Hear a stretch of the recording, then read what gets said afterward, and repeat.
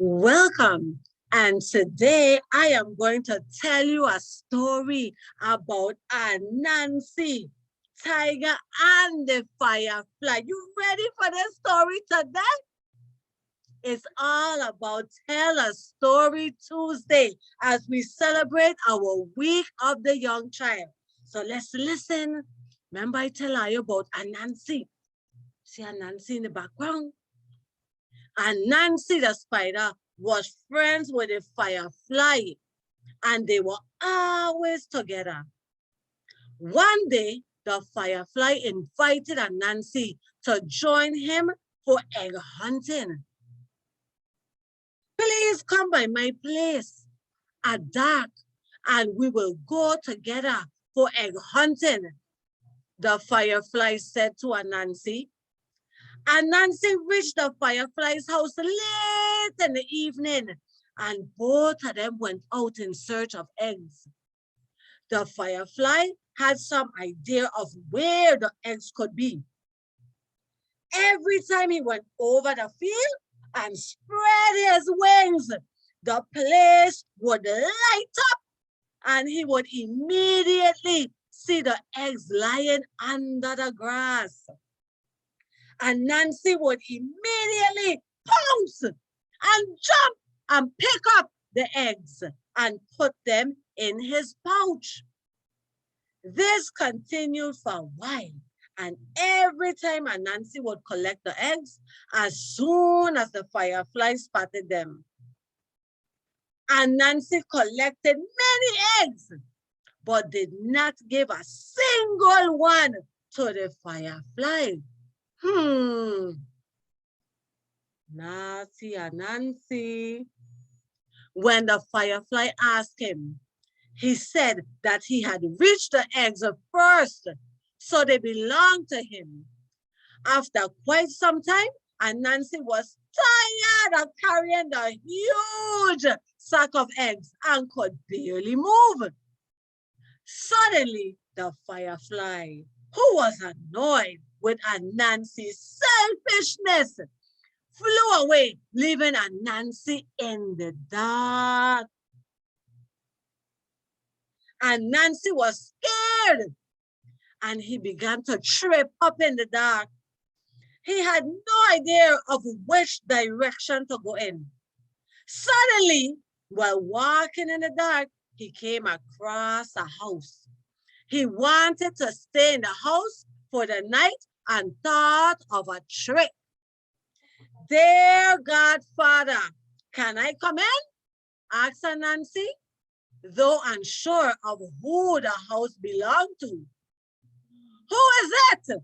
the tiger asked from inside in his growling voice. "It is Anansi, your godson," Anansi answered. The tiger was angry to hear Anansi's voice, as he had been tricked several times in the past by Anansi. Naughty Anansi. He also knew that he never had a godson.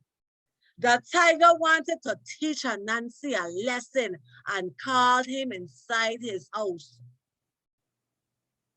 The tiger took the eggs from Anansi and boiled them in a copper kettle. Once the eggs were boiled, the whole of the tiger's family sat and ate them hungrily. The tiger offered some eggs to Anansi, but Anansi was scared and refused the offer. Then the tiger put a huge lobster in the kettle and cooked it with some eggshells. He told Anansi that there were more eggs in the kettle and he could eat them if he felt hungry. At midnight, when everyone was asleep,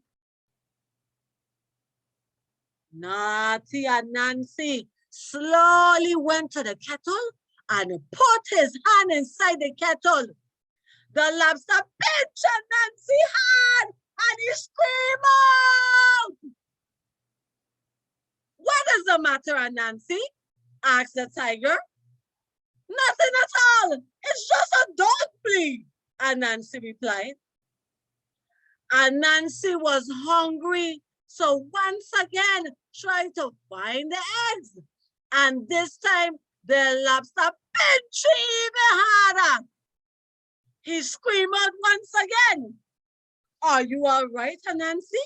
The tiger asked. I am fine, but there are a lot of dog fleas that are biting me, Anansi replied. The tiger sat up angrily. How dare you complain of dog fleas in my lovely house? He growled and leaped towards Anansi. Anansi was so scared and ran for his life and never looked back.